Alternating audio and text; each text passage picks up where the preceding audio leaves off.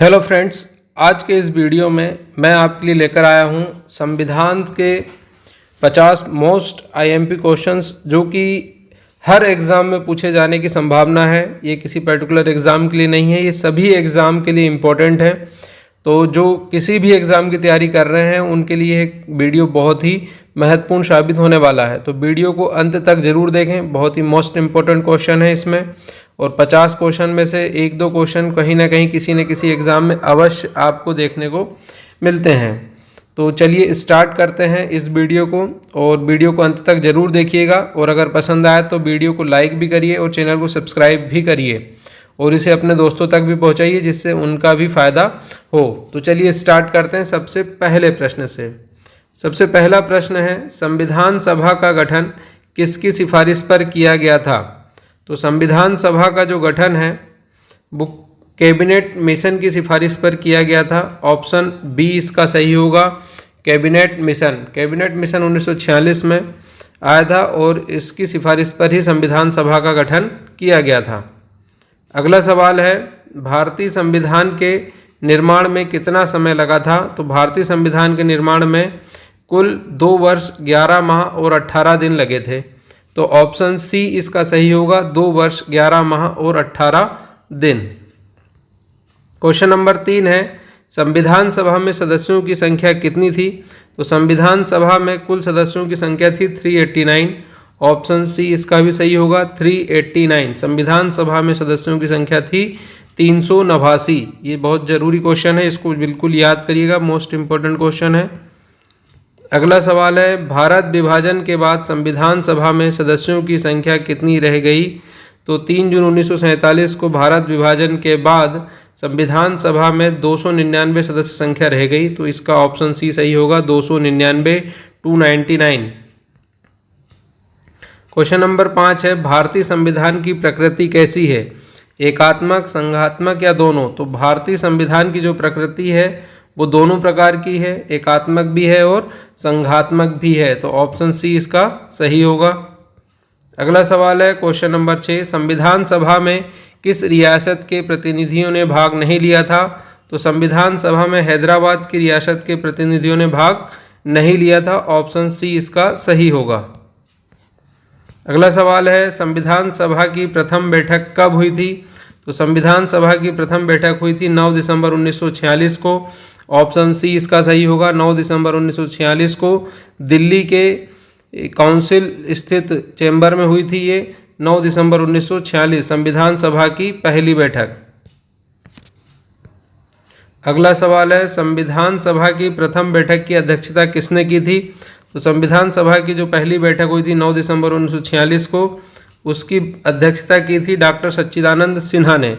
और ये संविधान सभा के अस्थायी अध्यक्ष चुने गए थे डॉक्टर सच्चिदानंद सिन्हा।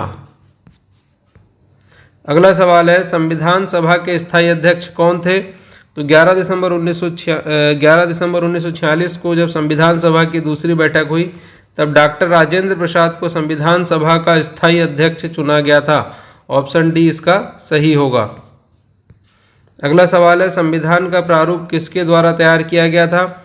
तो संविधान का प्रारूप जो है वो डॉक्टर BN राव के द्वारा तैयार किया गया था।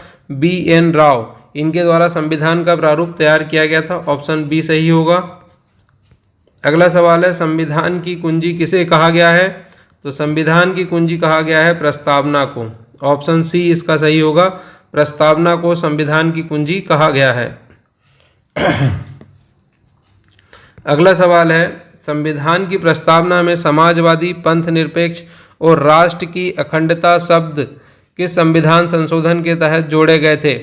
तो इसका जो सही आंसर होगा वो होगा ऑप्शन डी, 42वां संविधान संशोधन 1976 के द्वारा संविधान की प्रस्तावना में समाजवादी, पंथ निरपेक्ष और राष्ट्र की अखंडता शब्दों को जोड़ा गया था। अगला सवाल है, भारतीय संविधान के प्रारूप पर कितने दिन बहस हुई? तो BN राव के द्वारा तैयार किए गए संविधान के प्रारूप पर कुल 114 दिन तक बहस हुई थी। तो ऑप्शन सी इसका सही होगा, भारतीय संविधान के प्रारूप पर 114 दिन तक बहस हुई। अगला सवाल है, भारतीय संविधान को कब अंगीकार किया गया था? भारतीय संविधान को अंगीकार किए जाने की तारीख क्या है? तो ये है 26 नवंबर 1949। ऑप्शन सी इसका सही होगा। 26 नवंबर 1949 को संविधान को अंगीकार किया गया था। अगला सवाल है, मूल संविधान में अनुच्छेदों, अनुसूचियां और भागों की संख्या क्रमशः थी। जो मूल संविधान 26 जनवरी 1950 को लागू किया गया था उसमें 395 अनुच्छेद, 8 अनुसूचियां और 22 भाग थे। तो ऑप्शन सी इसका सही होगा। 395 अनुच्छेद, 8 अनुसूचियां और 22 भाग। अगला सवाल है, वर्तमान में संविधान में अनुसूचियां और भागों की संख्या क्या है। तो वर्तमान में संविधान में जो अनुसूचियों की संख्या है वो है 12 और भाग हैं 25। तो ऑप्शन सी इसका सही होगा। भाग 12, अनुसूचियां 12 और भाग हैं 25। और जो अनुच्छेद हैं वो 450 से ज़्यादा, 450 से ज़्यादा अनुच्छेद हैं इस संविधान वर्तमान में संविधान में। अगला सवाल है, मूल संविधान में कितने राज्यों का उल्लेख था। तो संविधान जब लागू हुआ था तो उसमें कुल 14 राज्यों का उल्लेख था। तो ऑप्शन डी इसका सही होगा, 14 राज्य। अगला सवाल है, भारत का मैग्ना कार्टा कहा जाता है। तो भारत का मैग्ना कार्टा कहा जाता है भाग 3 को। संविधान के भाग 3 को भारत का मैग्ना कार्टा कहा जाता है क्योंकि यह मूल अधिकारों से संबंधित है। अगला सवाल है, 8वीं अनुसूची में भाषाओं की कुल संख्या है। जो 8वीं अनुसूची है उसमें वर्तमान में कुल 22 भाषाएं हैं। वहीं अगर हम बात करें तो मूल अनुसूची जो पहले थी उसमें 14 भाषाएं थी, लेकिन वर्तमान में अभी 22 भाषाएं हैं। तो ऑप्शन डी इसका सही होगा। वर्तमान में 8वीं अनुसूची में भाषाओं की संख्या है 22। अगला सवाल है, संविधान में देश का नाम क्या है, भारत, इंडिया या दोनों। तो भारतीय संविधान के भाग 1 का अनुच्छेद 1 जो है वो इंडिया दैट इज़ भारत के साथ शुरू होता है। तो देश के संविधान में देश का नाम भारत और इंडिया दोनों ही है। तो ऑप्शन सी इसका सही होगा, दोनों। अगला सवाल है, संविधान के किस अनुच्छेद में देश का नाम का उल्लेख किया गया है। तो अभी मैंने बताया पिछले क्वेश्चन में संविधान के भाग 1 अनुच्छेद 1 में देश के नाम का उल्लेख किया गया है जो कि इंडिया दैट इज भारत के नाम से उल्लिखित है। अगला सवाल है, प्रथम लिखित संविधान किस देश का था। तो प्रथम जो लिखित संविधान था वो अमेरिका का था। ऑप्शन डी इसका सही होगा, अमेरिका। प्रथम लिखित संविधान अमेरिका का था। अगला सवाल है, सबसे बड़ा लिखित संविधान किस देश का है। तो सबसे बड़ा लिखित संविधान है भारत का। ऑप्शन सी इसका सही होगा, भारत। सबसे बड़ा लिखित संविधान है भारत देश का। अगला है, भाषाई आधार पर गठित प्रथम राज्य कौन सा था। तो भाषाई आधार पर जो सबसे पहले गठित राज्य था वो आंध्र प्रदेश था। ऑप्शन सी इसका सही होगा, आंध्र प्रदेश भाषाई आधार पर गठित होने वाला पहला राज्य था। अगला सवाल है, 7वां संविधान संशोधन 1956 किस से संबंधित है। तो 1956 में जो 7वां संविधान संशोधन किया गया था वो था भाषाई आधार पर राज्यों का गठन, और इसी के तहत जो सबसे पहला राज्य था भाषा के आधार पर गठित होने वाला वो था आंध्र प्रदेश। पिछले क्वेश्चन में अपन ने देखा है। अगला सवाल है, गोवा को पूर्ण राज्य का स्थान कब मिला। तो गोवा को पूर्ण राज्य का स्थान मिला है 1987 में। ऑप्शन सी इसका सही होगा, 1987 में गोवा को पूर्ण राज्य का दर्जा मिला है जो कि 56वें संविधान संशोधन के तहत हुआ है, और गोवा 25वां राज्य बना था, ठीक है, 1987 में। अगला सवाल है, दिल्ली को राजधानी का पूर्णतः दर्जा किस संशोधन के तहत मिला है। तो दिल्ली को पूर्णतः राजधानी का जो दर्जा मिला है वो 69वां संविधान संशोधन 1911 के तहत मिला है। तो ऑप्शन डी इसका सही होगा, 1991। 69वां संविधान संशोधन 1991 के तहत दिल्ली को पूर्णतः राजधानी का दर्जा मिला है। अगला सवाल है, भारतीय संविधान में संघीय व्यवस्था कहाँ के संविधान से लिया गया है। तो भारतीय संविधान में जो संघीय व्यवस्था है वो कनाडा के संविधान से ली गई है। तो इसका ऑप्शन सी सही होगा, कनाडा। संघीय व्यवस्था कनाडा के संविधान से अडॉप्ट की गई है। अगला सवाल है, भारतीय संविधान में संसदीय शासन प्रणाली एवं विधि निर्माण प्रक्रिया कहाँ के संविधान से ली गई है। तो भारत में जो संसदीय प्रणाली है और विधि निर्माण की प्रक्रिया है वो ब्रिटेन के संविधान से ली गई है। तो ऑप्शन सी इसका सही होगा, ब्रिटेन। अगला सवाल है, भारतीय संविधान में वर्णित मौलिक अधिकार किस संविधान से लिए गए हैं? तो भारतीय संविधान में जो मौलिक अधिकार हैं वो अमेरिका के संविधान से लिए गए हैं, तो ऑप्शन ए इसका सही होगा, अमेरिका के संविधान से लिए गए मौलिक अधिकार। अगला है, भारतीय संविधान में वर्णित मौलिक कर्तव्य किसके संविधान से लिए गए हैं? तो भारतीय संविधान में जो मौलिक कर्तव्यों का वर्णन है वो रूस के संविधान से लिया गया है, ऑप्शन बी इसका सही होगा, मौलिक कर्तव्य रूस के संविधान से लिए गए हैं। अगला सवाल है, राज्य के नीति निर्देशक सिद्धांत किस देश के संविधान से लिए गए हैं? तो राज्य के नीति निर्देशक सिद्धांतों को आयरलैंड के संविधान से अडॉप्ट किया गया है, तो ऑप्शन डी इसका सही होगा, आयरलैंड। अगला सवाल है, राज्य के नीति निर्देशक सिद्धांत संविधान के किस भाग में वर्णित हैं? तो जो राज्य के नीति निर्देशक सिद्धांत हैं वो संविधान के भाग 4 में वर्णित हैं, ऑप्शन बी इसका सही होगा, भाग 4 अनुच्छेद 36 से 51 तक में राज्य के नीति निर्देशक सिद्धांतों का उल्लेख किया गया है। अगला सवाल है, संविधान में आपातकालीन उपबंध किस देश के संविधान से लिए गए हैं? तो भारत के संविधान में आपातकालीन जो उपबंध हैं वो जर्मनी के संविधान से लिए गए हैं, तो ऑप्शन इसका बी सही होगा, जर्मनी। जर्मनी के संविधान से आपातकालीन उपबंधों को लिया गया है। अगला सवाल है, संविधान में समवर्ती सूची की अवधारणा किस देश के संविधान से ली गई है? तो समवर्ती सूची की अवधारणा ऑस्ट्रेलिया के संविधान से ली गई है, ऑप्शन ए इसका सही होगा, ऑस्ट्रेलिया। अगला है, संविधान संशोधन की प्रक्रिया किस देश के संविधान से प्रभावित है? तो संविधान संशोधन की जो प्रक्रिया है वो दक्षिण अफ्रीका के संविधान से प्रभावित है और ये भाग 20 में अनुच्छेद 368 के तहत व्याख्यायित की गई है संविधान संशोधन की प्रक्रिया। अगला सवाल है, संविधान में संशोधन की प्रक्रिया किस अनुच्छेद में वर्णित है? तो पिछले क्वेश्चन में मैं बता चुका हूं कि संविधान संशोधन की जो प्रक्रिया है वो संविधान के भाग 20 और अनुच्छेद 368 में वर्णित है, तो इसका ऑप्शन डी सही हो जाएगा। अगला सवाल है, संविधान में पहला संशोधन किस सन में किया गया था? तो संविधान में पहला संशोधन किया गया था वर्ष 1951 में, ऑप्शन सी इसका सही होगा। 26 जनवरी 1950 को संविधान को पूरी तरह लागू किया गया था और 1951 में इसमें पहला संशोधन किया गया था। अगला सवाल है, समवर्ती सूची के विषयों पर विधि निर्माण की शक्ति प्राप्त है। तो समवर्ती सूची जो है संविधान की जो 12 अनुसूचियां हैं, 12 अनुसूचियां में से 7वीं जो अनुसूची है वो केंद्र और राज्यों के बीच शक्ति विभाजन को लेकर है और इसमें जो समवर्ती सूची है उस पर केंद्र और राज्य दोनों ही विधि निर्माण की शक्ति प्राप्त है, दोनों को ही।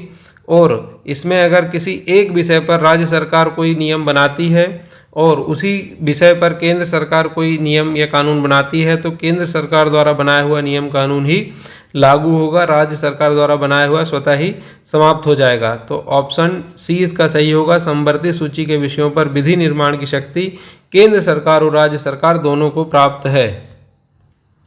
अगला सवाल है, पंचायती राज किस सूची का विषय है? तो पंचायती राज जो है वो राज्य सूची का विषय है, ऑप्शन बी इसका सही होगा, पंचायती राज जो है वो राज्य सूची का विषय है। अगला सवाल है, पंचायती राज से संबंधित अनुसूची कौन सी है? तो पंचायती राज से संबंधित अनुसूची है अनुसूची 11, ऑप्शन डी इसका सही होगा, पंचायती राज से संबंधित अनुसूची है अनुसूची 11। अगला सवाल है, पंचायती राज व्यवस्था त्रिस्तरीय शुरुआत की गई थी। तो पंचायती राज की व्यवस्था जो है वो बलवंत राय मेहता समिति की सिफारिशों पर शुरू की गई थी, तो ऑप्शन सी इसका सही होगा, बलवंत राय मेहता समिति।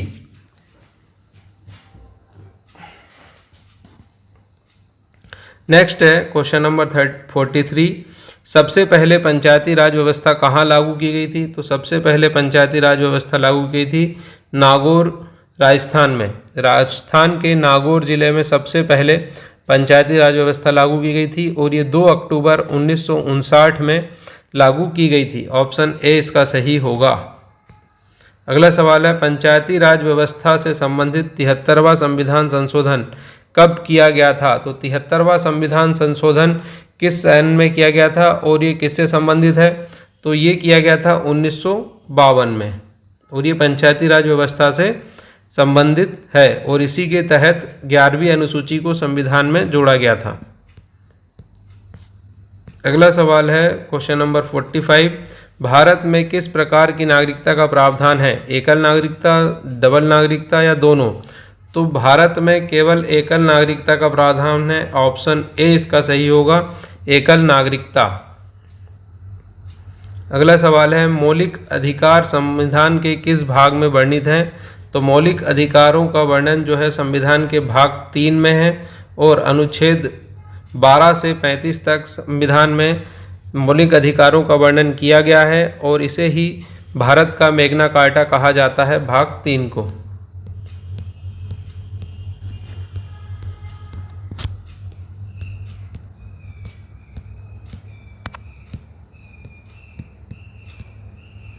अगला सवाल है क्वेश्चन नंबर 47, मूल संविधान में कितने मौलिक अधिकारों का वर्णन था? तो मूल संविधान जो 26 जनवरी 1950 को लागू किया गया था उसमें 7 मौलिक अधिकारों का वर्णन था, लेकिन बाद में संशोधन द्वारा एक जो मूल अधिकार है संपत्ति का अधिकार, उसे मूल अधिकारों की सूची से हटाकर अनुच्छेद 300 के तहत कानूनी अधिकार में रख दिया गया है। तो वर्तमान में मूल अधिकारों की संख्या बची है अब 6। ठीक है, तो मूल संविधान में थे 7 और अभी वर्तमान की अगर बात करें तो मूल अधिकार हैं 6। अगला सवाल है क्वेश्चन नंबर 48, अनुच्छेद 51 क में वर्णित मूल कर्तव्यों की संख्या कितनी है? तो अनुच्छेद 51 क में वर्णित मूल कर्तव्यों की संख्या है 11। ऑप्शन बी इसका सही होगा, 11। आपको कमेंट्स बॉक्स में बताना है कि मूल कर्तव्यों को संविधान में किस समिति की अनुशंसा पर जोड़ा गया था। इसका आंसर आप कमेंट बॉक्स में ज़रूर बताएं। अगला सवाल है, अस्पृश्यता का अंत किस अनुच्छेद के तहत किया गया? तो अस्पृश्यता का अंत किया गया है अनुच्छेद 17 के तहत। ऑप्शन सी इसका सही होगा, अनुच्छेद 17। अगला सवाल है और इस वीडियो का लास्ट क्वेश्चन है, मूल कर्तव्यों को संविधान में किस संशोधन के तहत शामिल किया गया था? तो मूल कर्तव्यों को संविधान में किस संशोधन के तहत शामिल किया गया था? 44वां संविधान संशोधन 1978 के द्वारा, 44वां संविधान संशोधन 1978 के द्वारा संविधान में मूल कर्तव्यों को जोड़ा गया था। तो ये थे संविधान से रिलेटेड मोस्ट IMP 50 क्वेश्चंस जो कि हर एग्ज़ाम में पूछे जाते हैं। ये किसी पर्टिकुलर एग्ज़ाम के लिए नहीं है, इन्हें कोई व्यक्ति सामान्य जानकारी के लिए भी याद कर सकता है और ये प्रत्येक एग्ज़ाम में पूछे जाते हैं। प्रत्येक एग्ज़ाम में पॉलिटी एक सब्जेक्ट रहता है जिसमें संविधान पूछा जाता है। तो अगर आपको वीडियो पसंद आया हो और आपने अंत तक देखा हो तो वीडियो को लाइक ज़रूर करें और चैनल को सब्सक्राइब भी करें और इसे अपने दोस्तों तक भी ज़रूर पहुँचाएँ। धन्यवाद।